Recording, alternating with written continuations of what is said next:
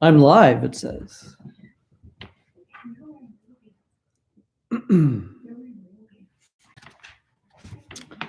Good evening, everyone. I don't know if there's anybody out there. Oh, I see there are. There's a number of people there. So we're going to get started. I've situated myself in front of the obligatory bookshelf. If you're at a school, you have to have these things in front of bookshelves. It gives you more authority. By the way, I have a story about that since we're just getting started.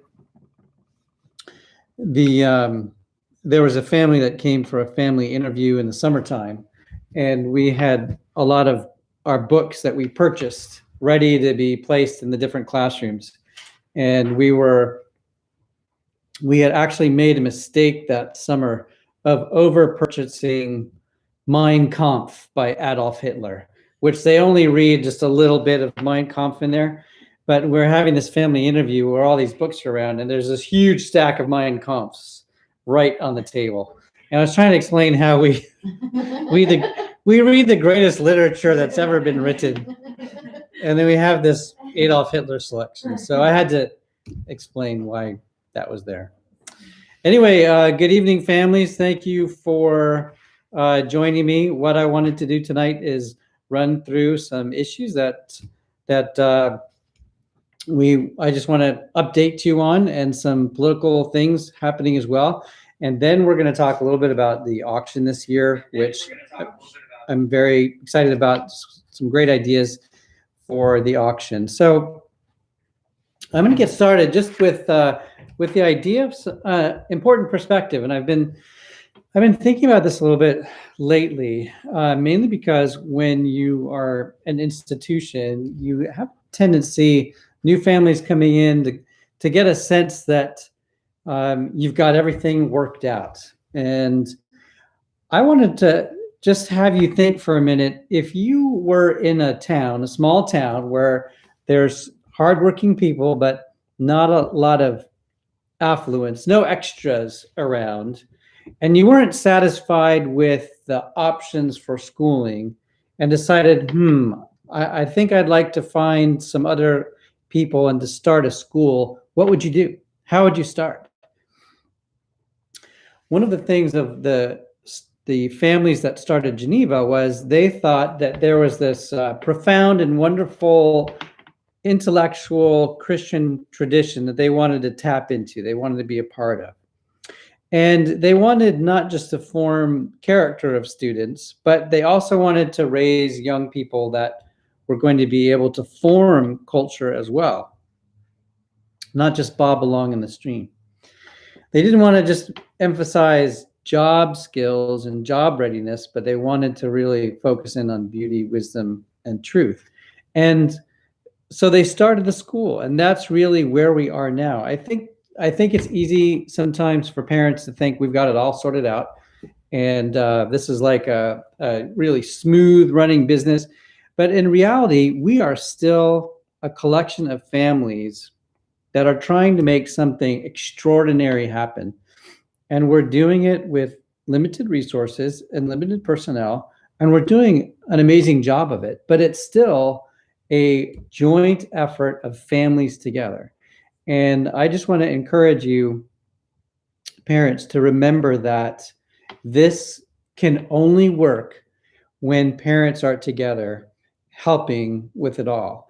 And I've made a point in the last month or two of emphasizing how wonderful I think it is when parents come and talk to me, or they have concerns that they voice and they meet with a teacher.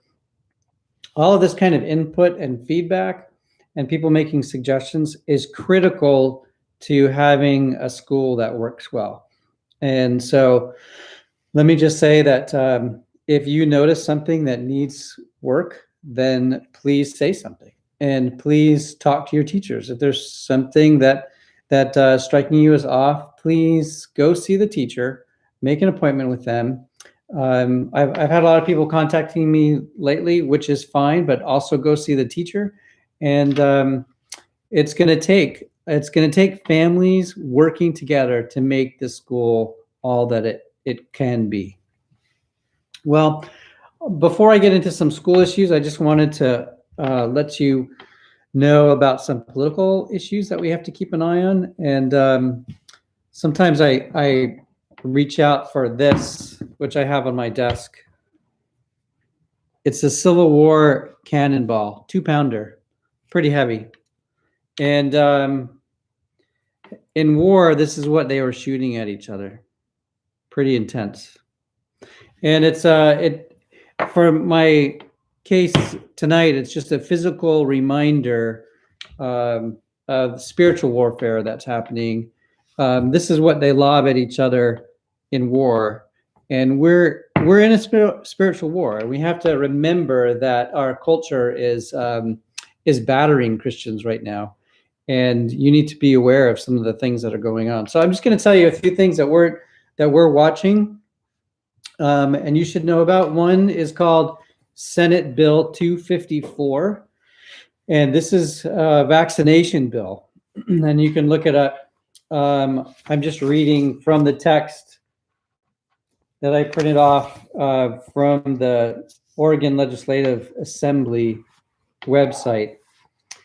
It says the bill removes the ability of a parent to decline required immunizations against restrictable diseases on behalf of child for reason other than child's indicated medical diagnosis. It allows a child who is not immunized or exempt for reason of indicated medical diagnosis to attend school. And it also prohibits a child from attending in-person specified school-related activities, meaning sports. And then it also directs boards that regulate healthcare practitioners to review all of the medical exemptions that are granted, indicated medical diagnosis. So what they want to do is they want to, this bill would make it very hard for you to not get a child vaccinated unless they stay at home, they can't go to school, and they can't participate in sports in Oregon. That's really the intention of this. And the important thing is knowing that if you, if you miss one dose of a vaccine, it could still result in a ban. So if a doctor advised you, I don't think you should take the rest of the series of vaccinations. According to this bill right now as written, your child could be prohibited from playing sports, even if it was in the best interest of that child to not be vaccinated. So the vaccination issue is one that's pretty troubling because, of course, not just COVID, but other kind of vaccinations that we could expect to see in the next few years. And it gets back to parent rights. Another thing that we're watching is, of course, Black Lives Matter issues and critical race theory. So you might be familiar with the Black Lives Matter resolution. This is from October, and this is the Oregon Department of Education. The very first line is really, whereas Black Lives Matter, and whereas the Oregon State Board of Education is charged by students to continue the real work of repairing the damage of racial injustice, brutality, and hatred by bringing messages of understanding, love, and belonging more fully to our schools throughout Oregon. You need to know that the Oregon Department of Education is fully embracing the Marxist agenda of Black Lives Matter and critical race theory. And we're getting some early examples of that in the Lake Oswego School District. They have extra, or they're calling it supplemental lessons for anti-racism and social justice. Some of the lesson titles are Dominant Narratives, White Supremacy Culture, Implicit Bias and Structural Racism, Microaggressions in Our Lives, Whiteness. So these things have moved from fringe Marxist elements to being a part of what the Oregon Department of Education is pushing for schools. And even the definitions are changing. It's very important to keep an eye on definitions. So in this document, this critical race theory document of Oregon School District, it defines racism this way. Racism is different from racial prejudice, hatred, or discrimination. Racism involves one group having the power to carry out systematic discrimination through the institutional policies and practices of the society, and by shaping the cultural beliefs and values that support those racist policies and practices. In other words, they've kind of defined racism that the only people that can really be racist are white people. And there's a lot of this sort of thing that is being written about and promulgated.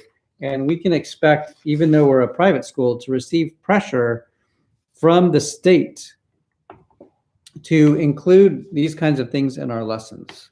We have to be very careful about all of this. We've also seen that our accrediting body, Cognia, is indicating that it also is getting on the critical race theory bandwagon. And so we're going to need to be watching that in the future. And then one final thing, the Oregon Department of Education wants all public and private K-12 schools to offer COVID testing in schools. And a medical professional is not required to administer this system. So they would report, results would be reported to the state, and no matter what, excuse me, if a student tests, they have to leave the school right after the testing. Now, we do not have any desire to be a COVID testing site, and the board has already indicated that they would not go along with this. But you see where COVID is providing this other avenue for the Department of Education to insist that medical procedures be done by non-medical personnel in schools, public and private. So this is pretty serious, all these things. So in terms of knowing the environment and knowing the warfare that we're in, it's further cause to keep the school in prayer and to be part of what's going on. Be active in your school, because frankly, a lot of these things are exhausting to deal with and to research, and it's deflating when you see it. So we need, excuse me, we need families to be part of what we're doing, to infuse the school with energy and with prayer so that we can keep doing this very special thing that we started. Well, I'd like to then talk a little bit about some of the issues going on with the school right now, some of the good news that we've had. And it's all in this attempt to be transmitting Christian intellectual culture to a new generation, drawing on the wisdom of people that have gone on before and enabling your children to be able to receive that great Christian intellectual tradition. Well, first I want to report that our accreditation visit went very well. The accrediting body has to give recommendations and commendations, which they've done, and now we are waiting for their final written report, which could take a few more weeks. The two areas that they said needed, recommended that we could do some more work in, one was they wanted, or they were looking for more data usage. So some of the parents had this when they were in the parent meeting. It's all about data collection. What data instruments do you use to make your decisions? They want everything driven by data, by a test, by something. And we're such a small school that we don't need to have a lot of data instruments to know something, because we just talk to the person right there. So that was one of their recommendations. And they acknowledged that for a small school like ours that's very integrated, that it's probably not a priority, and they were fine with that. And The other recommendation that they had was looking into more career-oriented instruction for little children. And I had told them that at our school, we really don't want to pressure little children to come up with answers to the question, what do you want to do when you grow up? So I think pressuring grammar school children to come up with that answer, it might be cute when children say they want to be a firefighter or a nurse or an astronaut. But in terms of designing curriculum, we don't really want them to be worried or burdened by having to answer that question when they're 8. We'd like them to work on learning how to read well and write well and to think well. And those career exploration opportunities will come later. But overall, accreditation was great. The commendations that they said was, we did a lot with few resources, which is very true. And that we have great unity of mission and purpose between students and faculty and families. So that was good to hear. So hurrah, accreditation's done. The enrollment season has started, open enrollment season. So that means we are now accepting applications from families that are outside of Geneva. And we have 4 applications already. It just opened this weekend. So that's very exciting. We need new families to apply and join us, and I'll tell you a little bit more about that in a moment, but that's exciting news. Next year, we foresee the need for new teachers. So some of the classes, as you know, were pretty full this year. So 4th grade, 2nd grade, 3rd grade. If I had been able to find more teachers, we would have been able to split those grades into 2 classes. So I'm anticipating that we're going to need more teachers. And our education works best with the smaller class sizes. So, of course, that means I need to go to my coffee more often because that's my #1 recruitment spot for new teachers. But if you know somebody that you think, you'd be a great teacher at Geneva, talk to them and send them to me. And some people think that you need to be publicly certified and you do not need to be. And some people think that you have to have a ton of experience. You don't need that either. We do the training here, and we really need people with hearts for children that are mature Christians that are willing to learn classical Christian methodology. So if you know somebody, send them our way. Homeschooling moms are great teachers for Geneva because they're used to being creative and doing a lot with little, and that's great experience for us. The speech meet is coming up. You know about that. I wanted just to tell you that as parents, you can attend. We always have the questions, when exactly is my child going to be up on stage? Because I only have half an hour for lunch and I'm going to zip in. And we always have difficulty answering that question. We can only give estimates of when a class is going to go. And each of the teachers, when we get close to that, will have the order that the students will be going in. So it might be possible to estimate closer when your child will go, but it's an inexact science, and I don't want somebody to miss their child going by 5 minutes. So if you can, get a little bit more time for lunch that day, or take a break a little bit longer, but parents and grandparents are welcome to come. There's usually plenty of empty space in the sanctuary, so it's not a problem. You can attend that.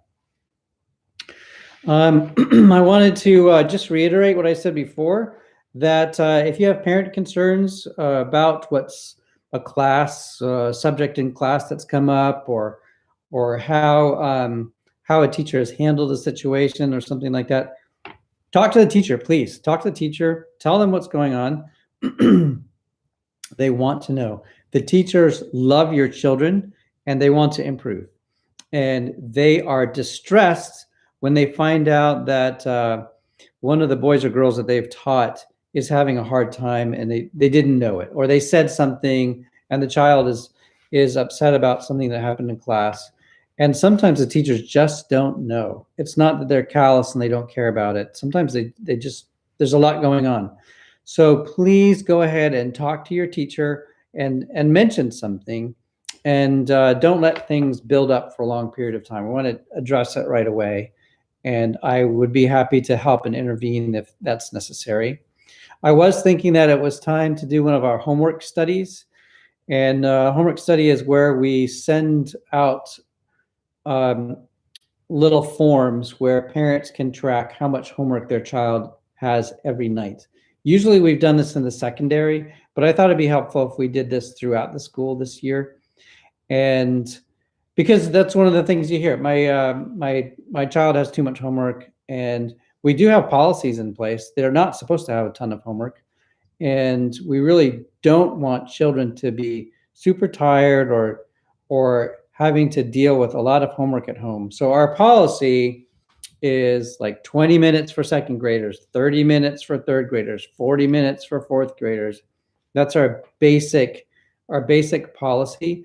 And there's some other elements sometimes that enter in that bring more work. So what we're going to do is we're going to send home a homework study that covers about 2 weeks. And we're looking for average homework time. And sometimes, sometimes we need to adjust. Sometimes our teachers get carried away. And every teacher thinks that they are the best class and students should work the most with their material. I feel that way for aesthetics. But we need to sometimes make corrections. So we want your input on that. Wanted to mention we have open houses. We had our first in-person open house a week or two ago over at Hillcrest. It's really good for parents to come in and see what happens in the classrooms. There's nothing better than coming and seeing the school in operation. If you have friends and the timing is wrong for them to try to get to one of our open houses, call me and set up a visit. And you can even take them through the school if you'd like, or I will do that. But try to get people that are interested to actually just come and take a look at what we're doing. It's very encouraging to them. And you might even have friends that don't even have children, but are interested in education. Give them a tour too, because you never know when somebody might be of great help to the school and have great ideas for us. Coming up on the 24th, we're going to have a dual credit early college roundtable discussion. A lot of people wonder about these early college programs. Should I leave Geneva after 10th grade and do one of these early college programs, or a heavy duty dual credit program? And have you ever seen those videos where there's a cat or a dog or something on the top of a couch, and he stretches and then he falls off the other side of the couch? I think some of these dual credit programs are like that. It's you make a stretch for something that you think is going to be valuable, and then you end up falling off the couch. And so some of these early college programs I have great reservations about, especially since online and entry-level college can be so poor. On the other hand, there can be some opportunities that can happen with dual credit. So we want to explore all those issues, give some guidance, maybe give some warnings. And Dr. Kester and Mr. Sir both have some experience in dual credit classes, and it is something that we can look at too at Geneva. Mrs. Trenko is saying, bring your students to that. So yeah, happy to do that. That's on the 24th here at Vine Street Baptist at 6:30. For the end of year, I've been wanting all along, hoping that by the end of the year, some of the COVID restrictions would be lifted and we could have a whole festival, days after days of all these exciting things that we didn't get to do. I'm still holding out hope for that. I'd still like to have our Christmas soiree just at the end of the year. The Christmas songs that Mrs. Harmon has worked on are beautiful. And wouldn't it be great to have a little Christmas in June and an end of year soiree and all these other things? So right now, I'm just saying what I said before. We just have to wait and see if it will be possible for us to have a festival as school winds down. Let's see. And then there's just one other thing I wanted to mention. before talking about my final topic and handing it over to the ladies. And I'm just going to briefly mention it. And that is there has been an exploratory committee formed under the board to revisit the Troost property where we hope to build someday. So there was quite a lot of work completed by Phil Lanterman some years ago, and we got close to a conditional use permit, and there were many possible problems. And I'll just show you quickly. This is something that Mr. Lanterman worked out years ago, and these are all like possible problems, and these are all the solutions. So there's a lot on here. There's a lot of work done, and the whole project got deflated when the city said we couldn't back this. And yet there's been this possibility of a land swap and urban growth boundary and all these other things. And the board felt it was time to revisit these issues to see, is it possible?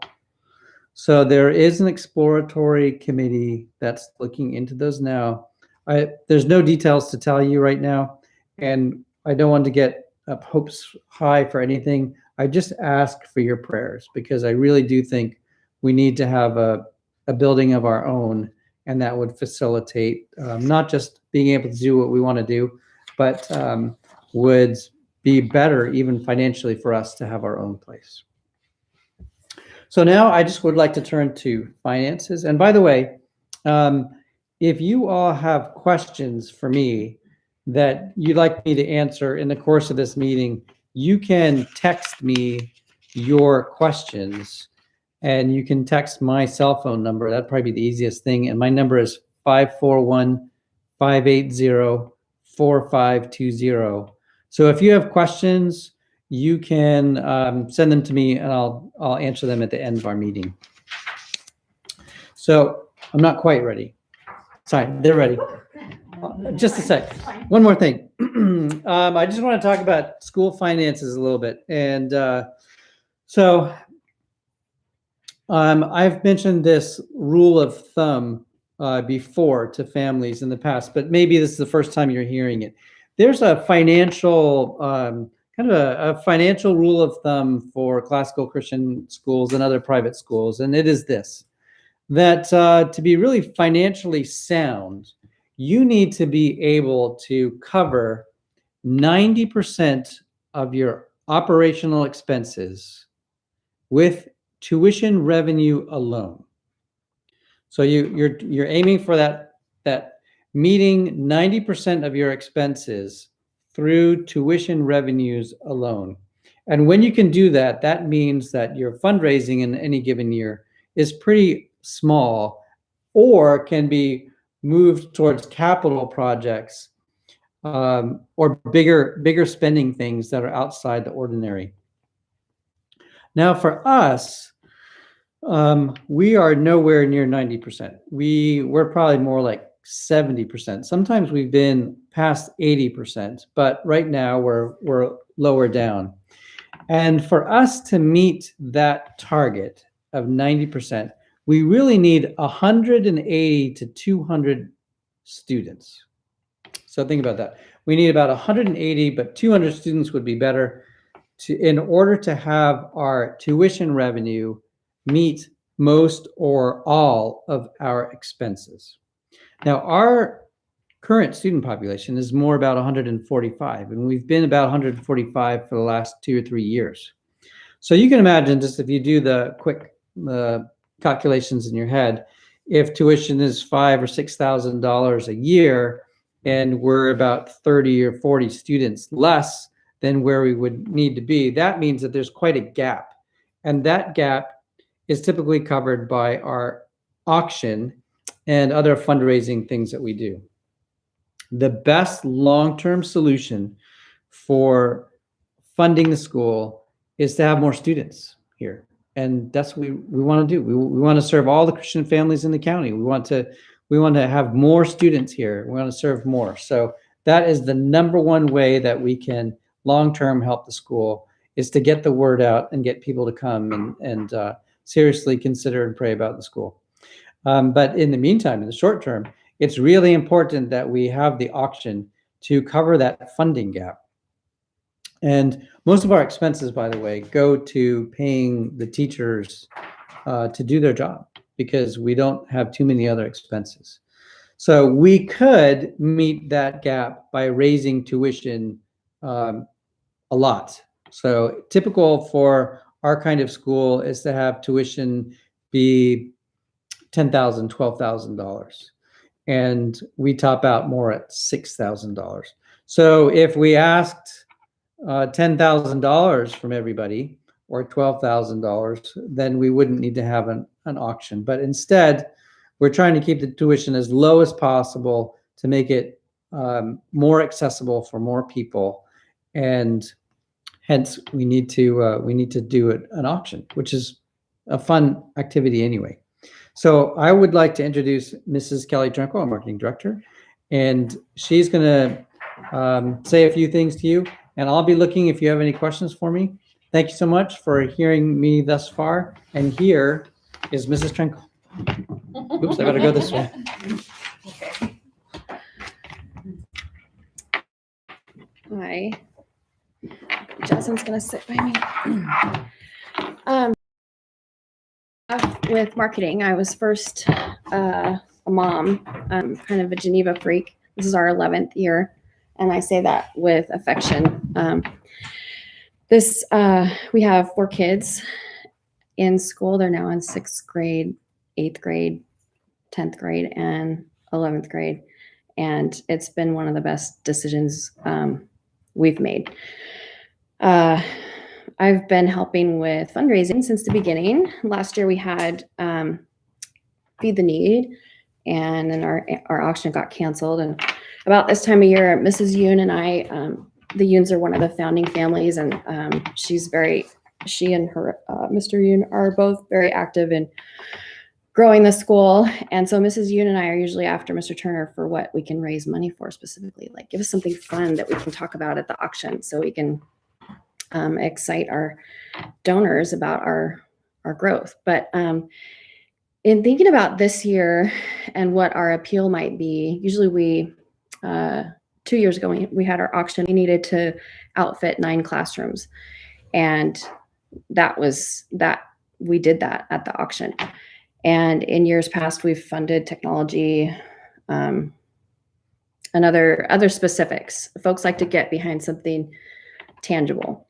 But in thinking about this year's appeal, thinking as a mom with kids in school, with the circumstances that in our county and in our state where everything's just shut down, I just felt strongly about our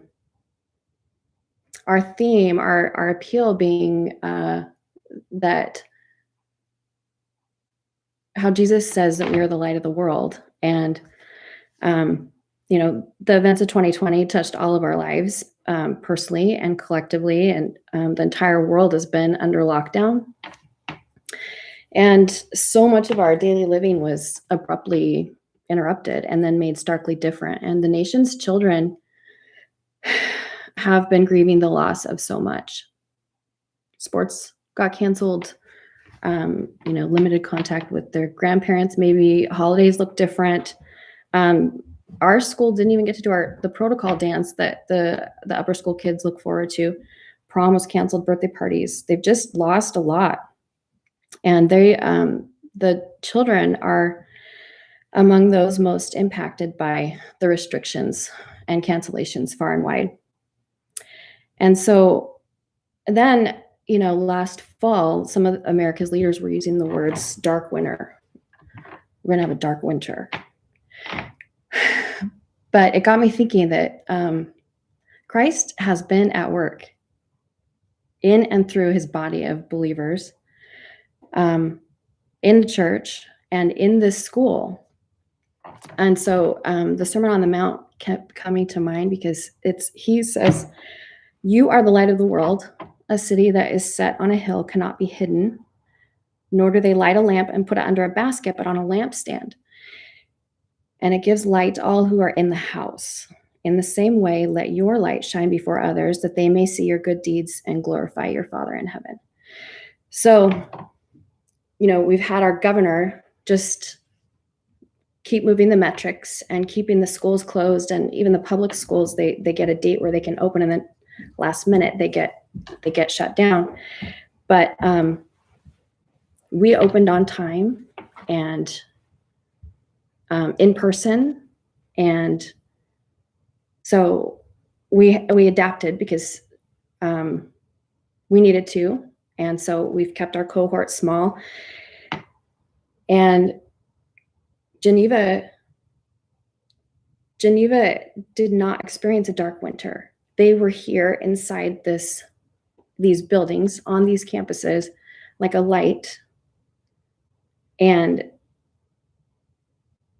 they couldn't snuff that out.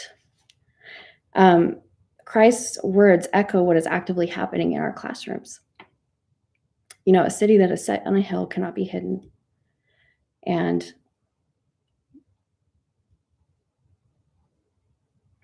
not just for our families, but for us to be a light in the community too. We gained some new families mid-year because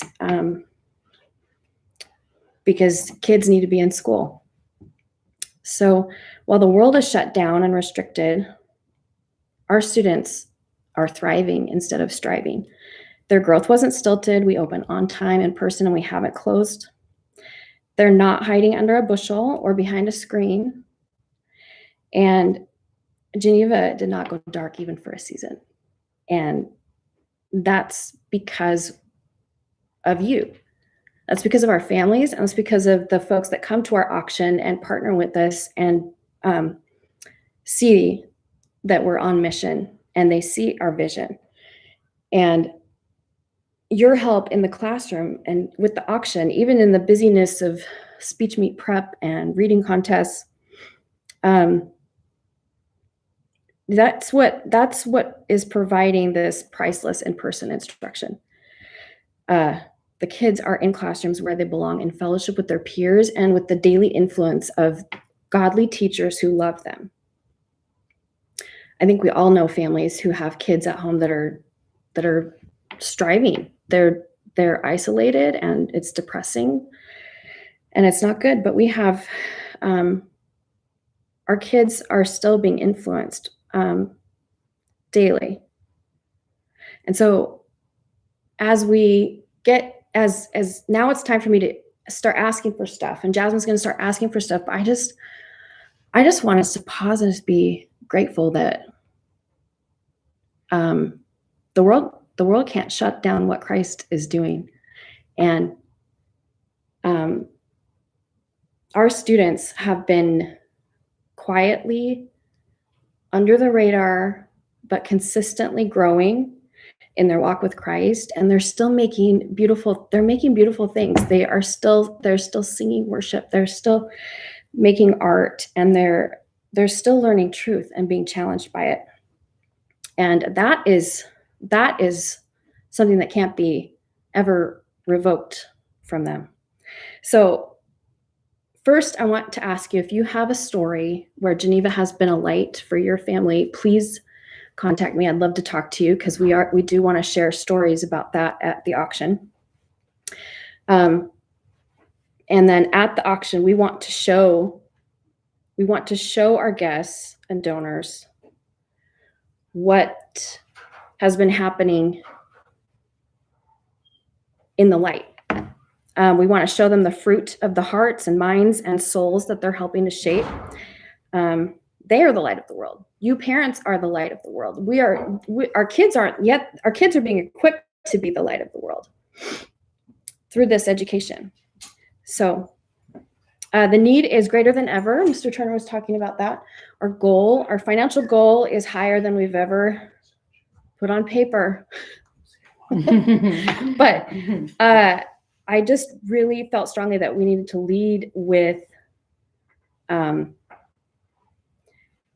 that the need for light is greater than ever. And so that's the appeal to our donors. You are the light of the world. Will you join us in the shaping of hearts and minds so these children can shine like a city on a hill, not just now, but for years from now.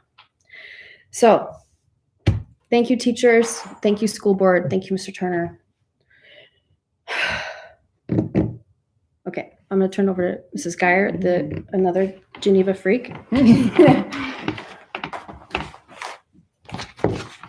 Hello, everyone. I'm Jasmine Geyer. I have Bobby Geyer in 8th grade and Ryder in 4th grade. I was trying to remember if Bobby was in 8th grade. We've been here since both kids were in kindergarten, and love Geneva. I have helped with the auction for a few years, and this is my first year chairing it. Last year would have been my first year, but we had to cancel. So we were super bummed about that, but that kind of gave us a little bit of a head start for this year. Some of the people we had already asked, and we've kind of already had a good plan going. So this year, the auction is going to be, you've probably already seen most of this information, and there's an event for it in the parents group and on Geneva's Facebook page. It's April 24th at Clark's Ranch. We have a much bigger venue this year, and so we're able to have a lot more people come.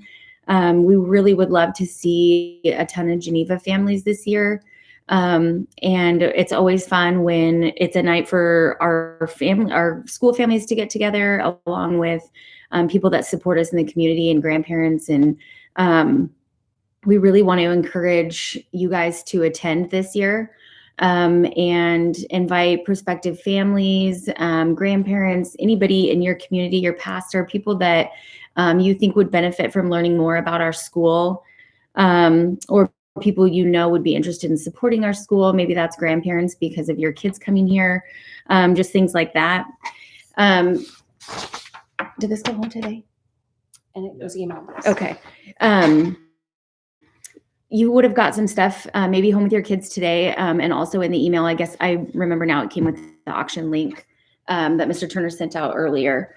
So you'll see our goal for the auction this year is between 150 and 200,000. So we have a huge goal, and we are super confident about it. God's in control, and we know that. So we have an awesome goal, and we have some different ways that we're going to go about tackling it. One way that we would like to ask for all of your help, you'll remember, most of you, besides the new families, will remember that around this time we send out auction packets, and they'll have your receipts for any donations you get, sponsorships, items for our silent auction, things like that. So you should have got most of that home today. Oh yeah. This is the form that'll have, this is what you'll use for your donors, and it asks their information and stuff like this. We like to thank our donors, and we do a lot of stuff on the back end with this information. And so it's super helpful for us if we have your contact information at the business, or who you contacted specifically at the business, and things like that. So you can look over this paper and see what all is on there. And those forms will be at the office. They are duplicate forms, and so when they're bringing their donations, like their gift cards that they've gotten, or they've gotten some sort of gift basket, then you will use one of those donation receipts and keep that attached to that auction item and drop it off at one of the campus offices. Yep. And I don't have them set out yet. I think there's an envelope maybe already there, but I'll have totes at each campus tomorrow. And that will be, you can pretty much put anything auction related in there.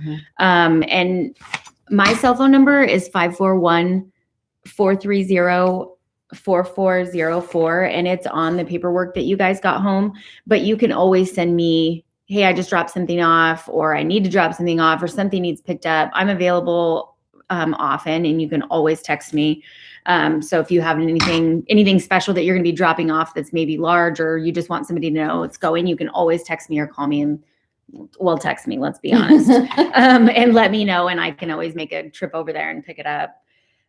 So you'll notice, typically we ask our families to look for sponsorships also, but to help us secure silent auction and live auction items.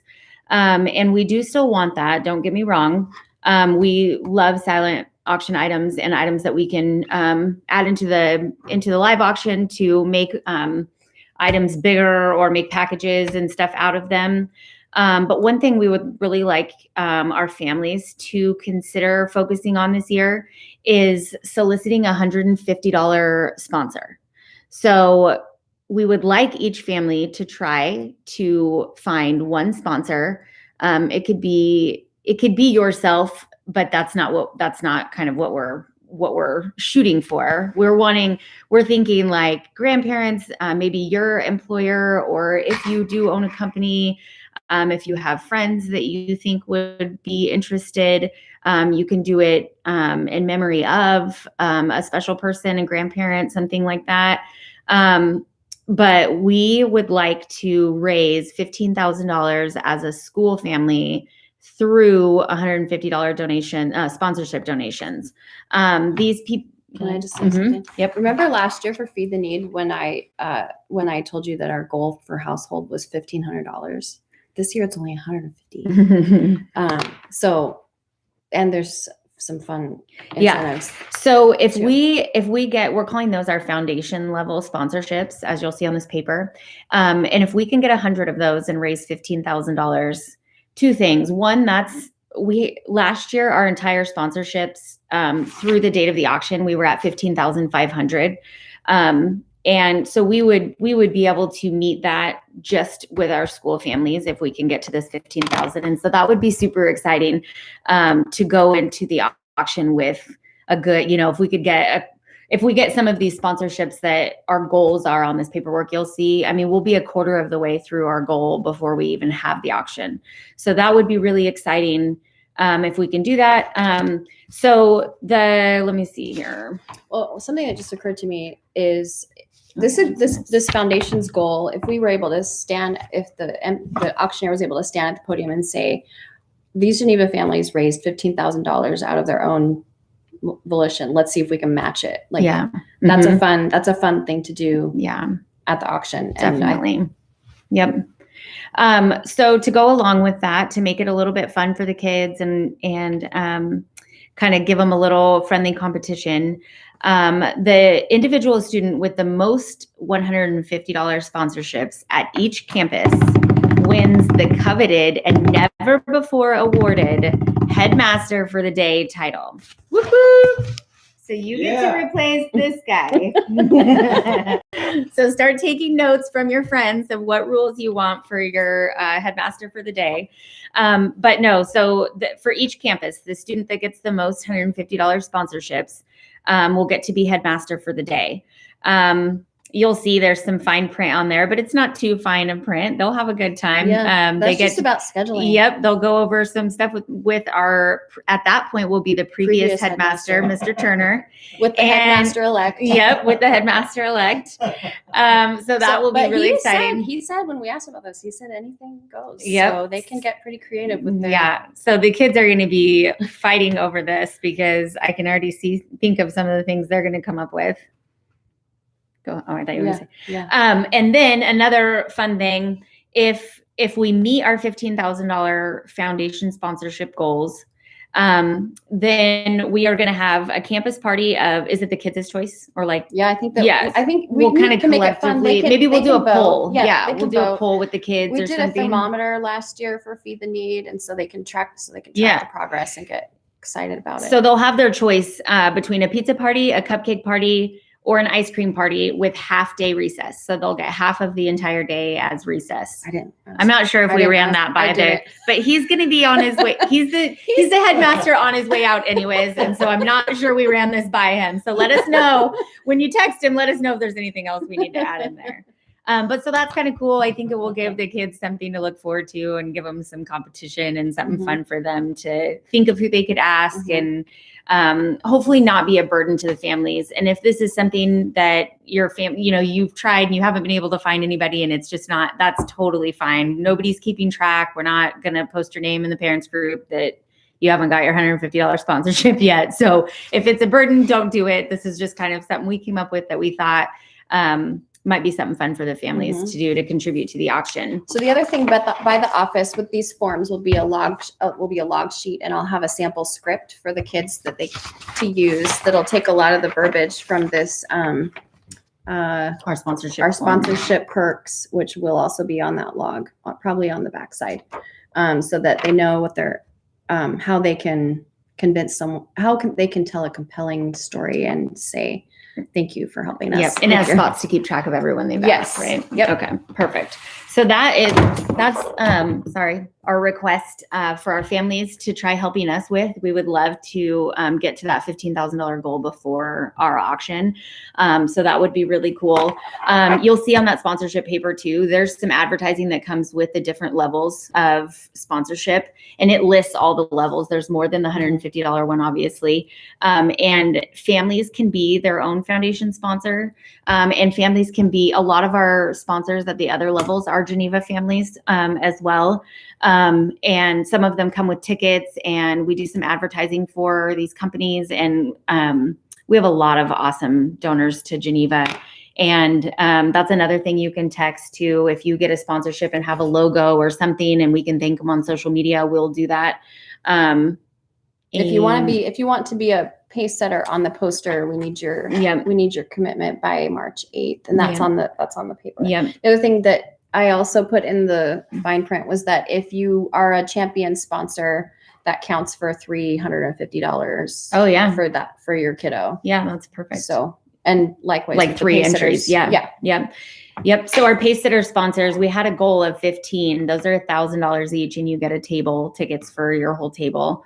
Like Kelly said, the auction or the deadline for that is March 8th, because those businesses will be on our sponsor posters, or on our posters for the event. The go around town. Yep. And we actually, our goal for pace setters was 15, and we're already at 10 for that. So that's kind of exciting. And don't think that means we'll stop at 15 though. Mm-hmm. We'll just keep raising that goal. But so that's kind of exciting that we already have that many. Right. And we'll still incorporate them into the event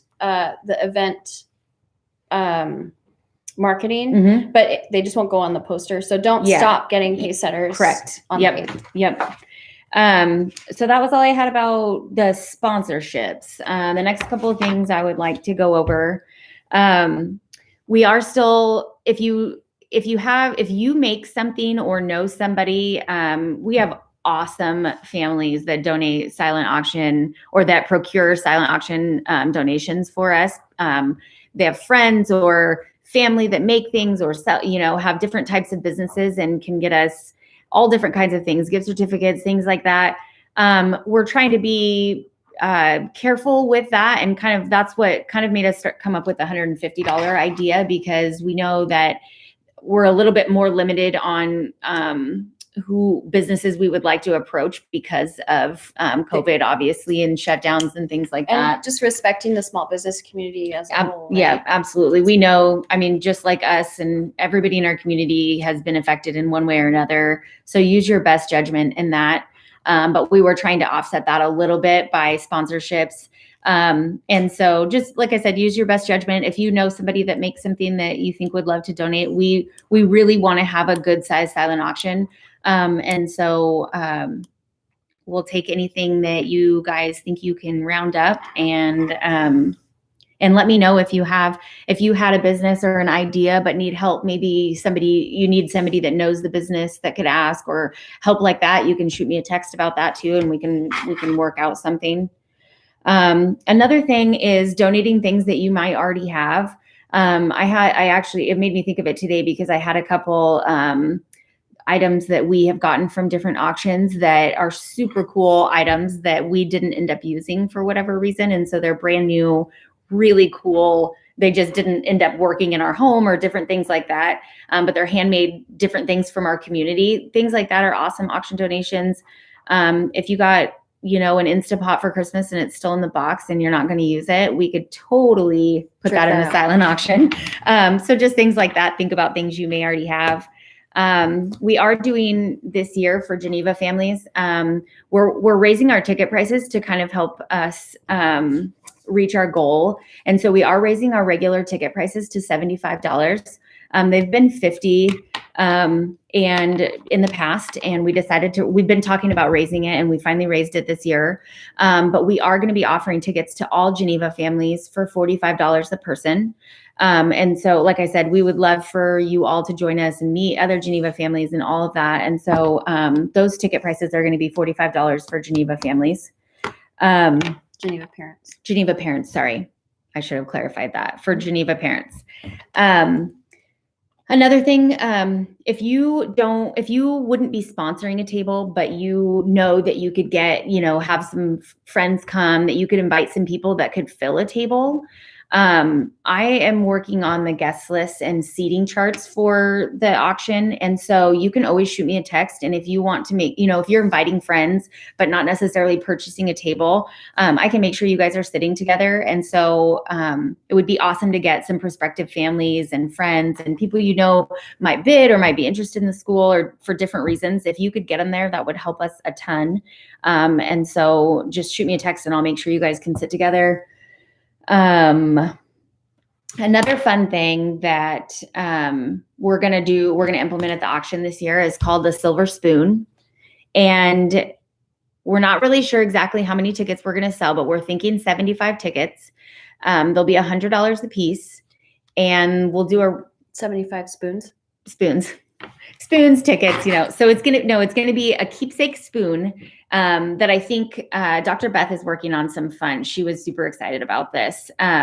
And so she's working on some fun, like actual spoons. I think they're going to have a ribbon so they could be a Christmas ornament as kind of a souvenir from the auction. And these spoons will be sold. We're thinking we're going to sell 75 of them for $100. So $7,500 is the potential to raise for that. And we draw a spoon. They'll be individually numbered, and we'll draw a spoon before the live auction. And whoever spoon is drawn gets to choose the live auction item of their choice prior to the live auction happening. And so that will be really exciting. You could potentially, for $100, get one of our coveted live auction items. And you have to so be present. You have to be at the dinner. You do have to be present to win that one. And the spoons will be sold that evening, and the winner will be announced that evening. And you'll choose your live auction item before the live auction starts. What else have I got here? After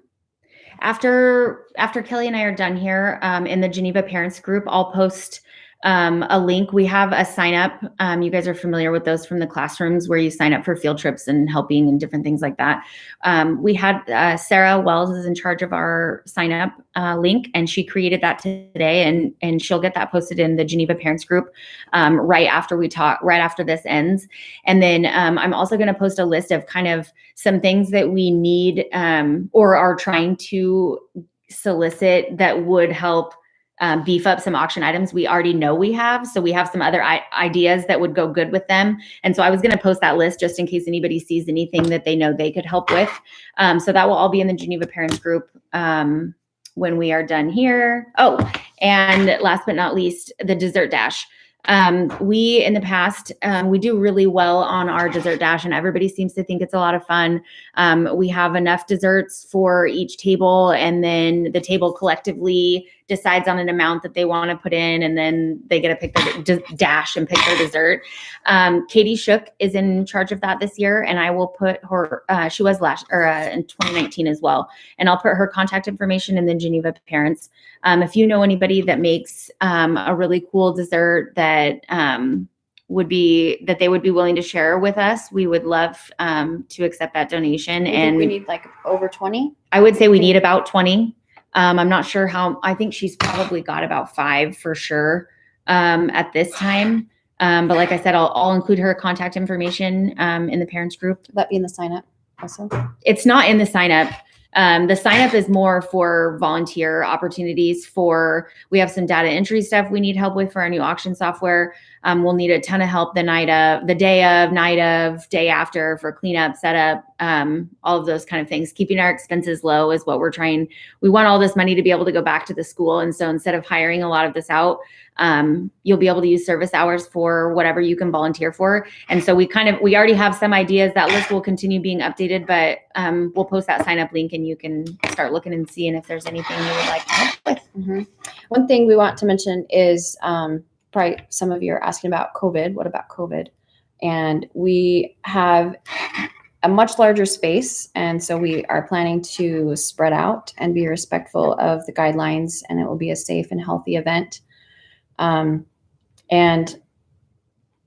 If anything changes before then, or if anything changes that other than the social distancing and stuff that she talked about that we're going to be being careful of, we'll be sure to update everybody. The also, venue has been great, and we're not anticipating any issues. So, but we will definitely keep everybody updated.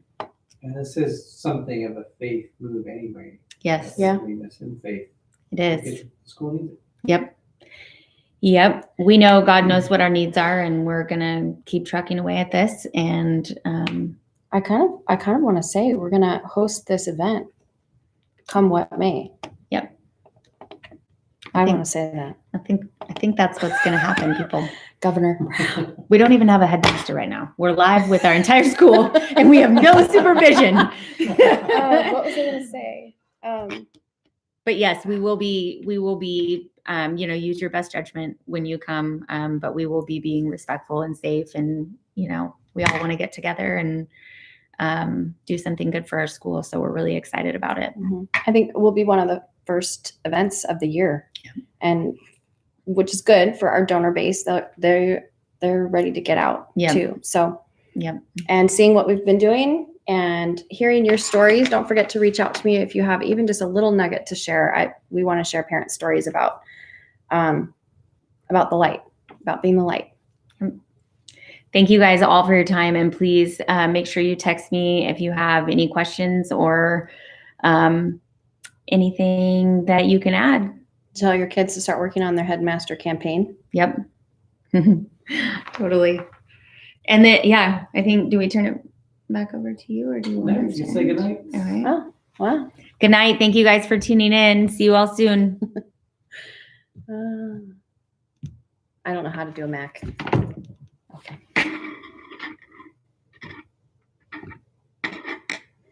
They're going to go.